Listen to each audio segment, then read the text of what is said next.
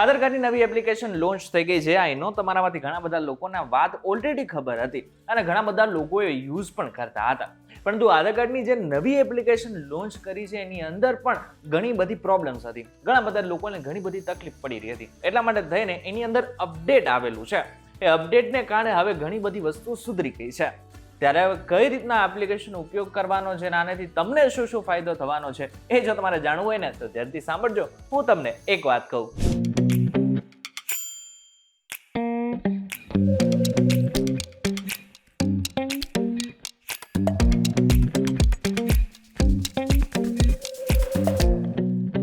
એક વખત આપનું સ્વાગત છે. હું છું આપનો દોસ્ત કરણ ચરોતરા. હવે સૌથી પહેલા એ સમજી લેજો કે ભારત સરકાર દ્વારા જે એપ્લિકેશન બનાવવામાં આવી છે એનું નામ છે આધાર. હવે જે આધાર એપ્લિકેશન છે એનો મુખ્ય હેતુ એટલો જ છે કે તમારે જે ધક્કા ખાવા પડતા હતા ને એ ધક્કા હવે આગળના સમયમાં તમારે નહીં ખાવા પડે અને ઘરે બેઠા તમે બધું જ કામ તમે ઓનલાઈન કરી શકશો. આધાર એપ્લિકેશન તમે પ્લે સ્ટોર અને એપ સ્ટોર બંને ત્યાંથી ને ડાઉનલોડ કરી શકો છો, એટલે કે ઇન્સ્ટોલ કરી શકો છો. અને એપ્લિકેશનને ફર્સ્ટ ટાઈમ તમે ઓપન કરશો એટલે અહીં કેટલીક પરમિશન માંગવામાં આવશે જે તમારે અલાઉ કરી દેવાની છે. હવે એના પછી તમારી સામે કંઈક આ રીતનાનું નવું ઇન્ટરફેસ આવશે અને આ બાદ સ્ટાર્ટ જર્નીના ઓપ્શન ઉપર ક્લિક કરવાનું છે. અને હવે અહીં તમે જોશો કે આ એપ્લિકેશનની અંદર યુનિક શું છે.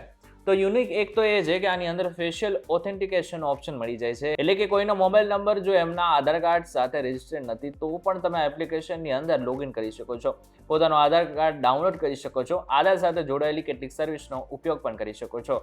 પહેલા શું થતું હતું કે જો તમારો આધાર કાર્ડ મોબાઈલ નંબર સાથે લિંક ન હોય તો તમે તમારું આધાર કાર્ડ ડાઉનલોડ નહોતા કરી શકતા. કોઈ પણ ઇમરજન્સીની અંદર તમારું કામ અટકી જતું હતું તો ત્યાં સુધી પોસિબલ નહોતું થતું જ્યાં સુધી તમે તમારો મોબાઈલ નંબર તમારા આધાર કાર્ડ સાથે અપડેટ નહોતા કરતા. પરંતુ એપ્લિકેશન આવ્યા પછી ઘણા બધા લોકોને રાહત મળી ગઈ છે. આધાર સેવા કેન્દ્ર ઉપર જવાની હવે કોઈ જ જરૂર નથી. સૌથી પહેલા તો હવે કન્ટિન્યુ ટુ રજિસ્ટરના ઓપ્શન ઉપર ક્લિક કરીશું. હવે રજિસ્ટર કેવી રીતના કરવાનું છે? પોતાનો આધાર નંબર અહીં આપણે દાખલ કરવાનો છે. એના પછી કન્ફર્મ આધાર નંબરના ટેબ ઉપર ક્લિક કરવાનું છે. ટર્મ્સ એન્ડ કન્ડિશનનું એક પેજ આવશે, એને સ્ક્રોલ કરવાનું છે અને અહીં આઈ હેવ રીડના ઓપ્શન ઉપર ક્લિક કરી નાખવાનું છે.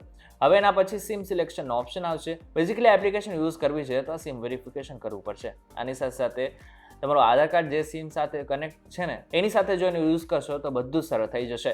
ઘણીવાર શું થાય છે કે આપણો મોબાઈલ નંબર જૂનો હોય ને બંધ થઈ જાય અને આપણને આધાર ડાઉનલોડ કરવાની જરૂર હોય છે તો બીજા મોબાઈલ નંબરને પણ તમે અહીં લગાવીને ડાઉનલોડ કરી શકો છો. હવે અહીં મેં શું કરેલું છે કે આધાર કાર્ડમાં જે નંબર હતો ને એ જ મોબાઈલ નંબર મારા આ મોબાઈલની અંદર છે, એટલા માટે થઈને મેં કનેક્ટ કર્યું છે.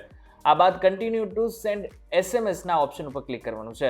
આ બાદ તમારા મોબાઈલ નંબર ઉપર એક વેરિફિકેશન જશે અને આ બાદ તમારું જે વેરિફિકેશન એકવાર સક્સેસફુલ થઈ જાય તો એની બાદ તમારે શું કરવાનું છે? તમારે ફેસ ઓથેન્ટિકેશન કરવાનું છે. ફેસ ઓથેન્ટિકેશન કરો એટલે તમારો મોબાઈલ થોડો દૂર રાખવાનો છે અને તમારા ચહેરા ઉપર કોઈ પણ પ્રકારનો માસ્ક કે પછી ચશ્મા ન હોવા જોઈએ. એક વખત તમારું જે ચહેરો છે કેમેરા સામે આવે આ બાદ ગ્રીન લાઇટ જેવું આવી જશે, રેડમાંથી ગ્રીન થઈ જશે અને જેવું ગ્રીન થાય કે તમારે આંખો પટપટાવવાની છે અને પછી ડાયરેક્ટ તમારું જે ફેસ ઓથેન્ટિકેશન છે એ થઈ જશે.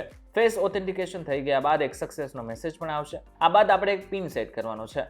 આપણે મરજીનો કોઈ પણ પિન સેટ કરી શકીએ છીએ. આ રીતે તમે પિન સેટ કરશો એટલે તમે જોશો કે એપ્લિકેશનની અંદર ઘણું બધું ચેન્જ થઈ ગયું છે. પહેલા આધારની કોપી તમે ક્યારેય નહીં જોયું હોય. જેવું PVC કાર્ડ આવતું હતું એ જો કે લેન્ડસ્કેપમાં હતું પરંતુ હવે આ વર્ટિકલ ફોર્મેટની અંદર આવી ગયું છે. આ બિલકુલ વોટર ID કાર્ડ જેવું છે. આ કાર્ડ જોઈને એવું લાગશે કે આ એક પ્રોફેશનલ ID કાર્ડ છે. જો આને ફ્લિપ કરશો તો બેક સાઈડનું જે આધાર કાર્ડ છે એ આપણા પિતાનું નામ છે અને આની સાથે એડ્રેસ, આ બધી જ વસ્તુ કમ્પ્લીટ ઇન્ફોર્મેશન આવી જશે. જો કે માસ્ક આધાર કાર્ડનો પણ ઓપ્શન આવે છે. એટલે કે તમારે બધી વસ્તુ જો તમારે કોઈને ન આપી હોય, એટલે કે આપણે ઘણી બધી વખત શું કરતા હોઈએ આધાર કાર્ડ આપી દઈએ છીએ તો એની અંદર ઘણી બધી વસ્તુ આપણે શેર પણ કરતા હોઈએ છીએ. પરંતુ હવે તમે માસ્ક આધારનો ઉપયોગ કરી શકો છો. એટલે કે તમારે જેટલી વસ્તુ આપી છે ને એટલી જ વસ્તુ આપી શકશો. ગવર્મેન્ટ સિક્યુરિટીને લઈને ઘણી કન્સર્ન છે, પ્રાઇવેસી પોલિસીને લઈને પણ.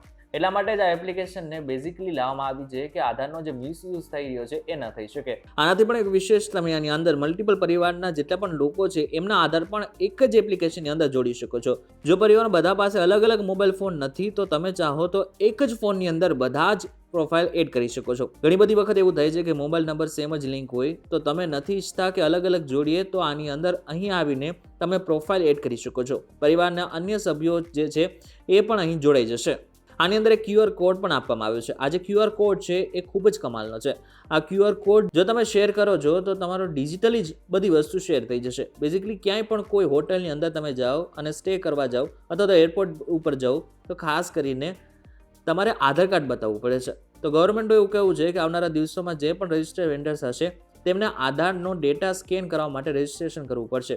એના પછી એ કોઈ પણ યુઝરનું વેરિફિકેશન ડિજિટલ રીતે કરી શકશે, એટલે કે ફોટોકોપીની કોઈ જરૂર નહીં પડે.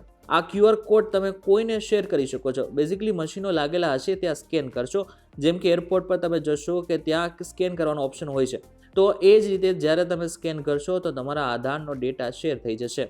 આની અંદર જેવી રીતના માસ આધારની વાત કરેલી હતી એવી રીતના આની અંદર સિલેક્ટિવ શેરનો પણ ઓપ્શન છે.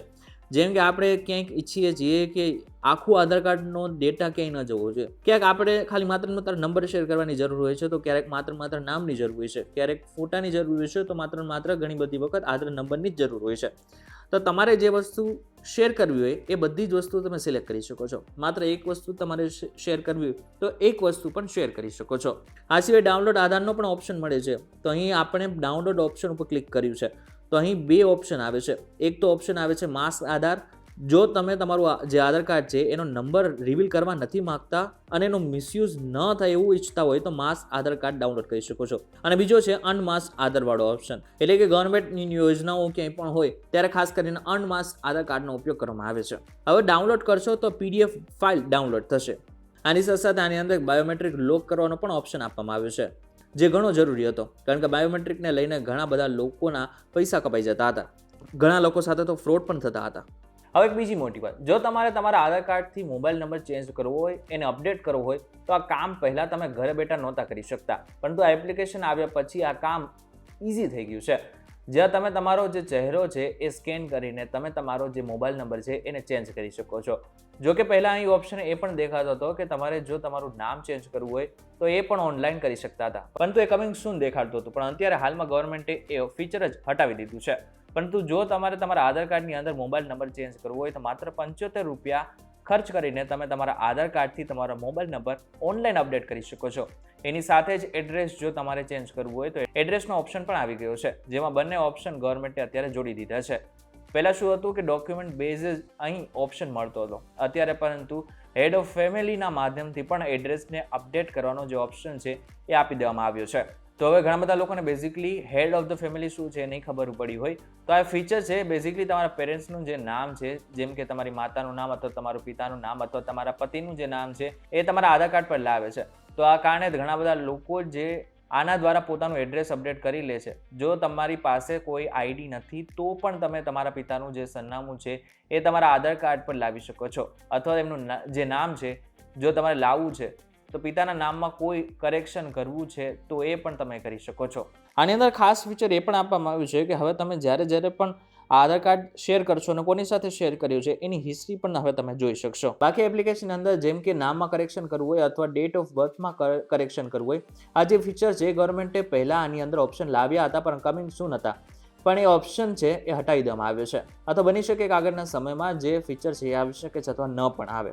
પરંતુ એપ્લિકેશનથી એ તો વાત પાકી છે કે આગળના સમયમાં કામ તો ઇઝી થઈ જવાનું છે. ધીરે ધીરે બની શકે કે મોટા ભાગના જે ચેન્જીસ છે એ તમારે જે અત્યારે સ્ટોર ઉપર જઈને કરવા પડે છે, કેન્દ્ર ઉપર જઈને કરવા પડી રહ્યા છે, એ કેન્દ્ર ઉપર જવાની કોઈ જરૂર ન પડે અને આગળના સમયમાં એપ્લિકેશન દ્વારા જ બધું ઇઝી થઈ જાય. ત્યારે આજનો મારો ખાસ વિડીયો તમારા માહિતી માટે હતો. આગળના સમયમાં તમે એપ્લિકેશનનો ઉપયોગ કરી શકો છો અને એપ્લિકેશનનો ઉપયોગ કરો તો તમારો અનુભવ કેવો રહે છે એમને જરા કોમેન્ટ કરીને ચોક્કસ કહેજો. વિડીયો થકી જો તમને કોઈ ઇન્ફોર્મેશન મળે તો વિડીયો લાઈક અને શેર જરૂરથી કરજો.